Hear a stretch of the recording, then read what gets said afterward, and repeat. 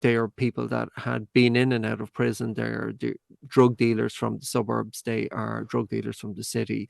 And they descended en masse into the city. And we had buses burned out. We had trams set on fire. We had shops looted. And it really descended into a scene that I can only describe as almost similar to that depicted in those movies, The Purge. What do we know about what happened? Well, shortly after 1:30 p.m., a man approached a number of children at a school on Parnell Square East. That is in central Dublin, and it's just off our main thoroughfare.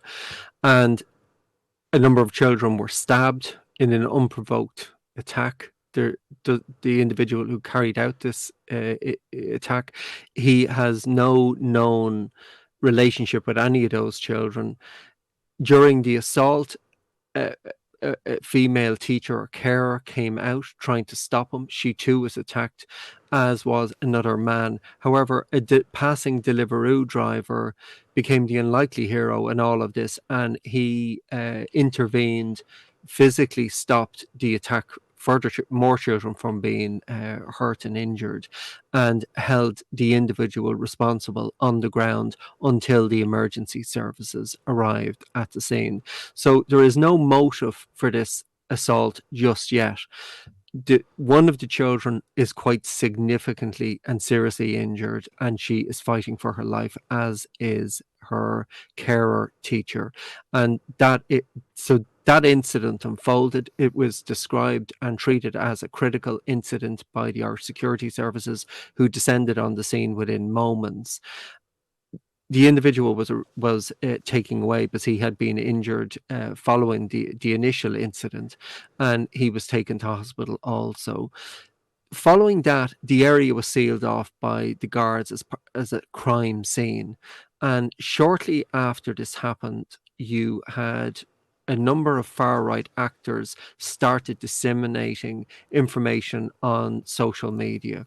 And that almost immediately began to call for people to gather in central Dublin at 6 p.m. And it really just took off from there. There were some altercations at the crime scene on Parnell Street. There were Gardaí of colour being racially abused, I understand, and it got quite intimidating. I think the police didn't fully understand the potential for how this could unfold, or how sort of violence could be turbocharged on social media.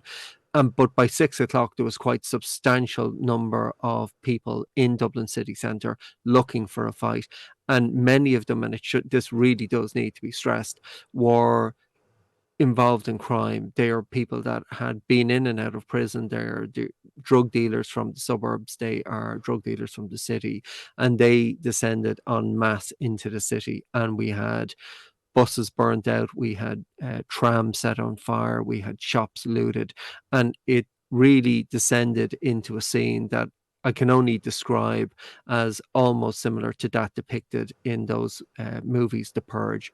It was chaotic. In all my years of dealing with quite serious crime, terrorism, and national security issues, I've never seen Irish police officers be assaulted as they went about their business.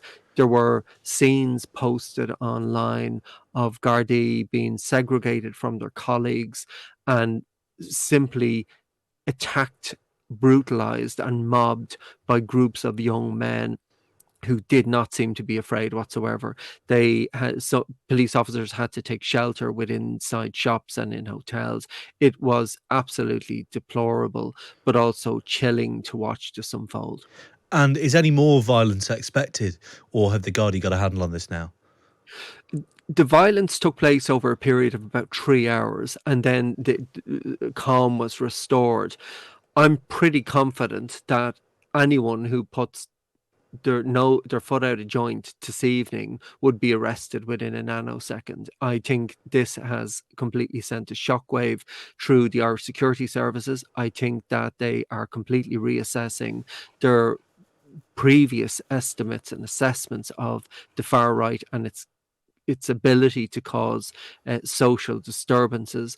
And I think there will be the police will be out in force tonight. It should also be stated that Dubliners are horrified at this. They cannot believe the city was subjected to this. There's one of the city's most beloved stores, which is Arnott's. It's a large department store that was looted. People are outraged over this.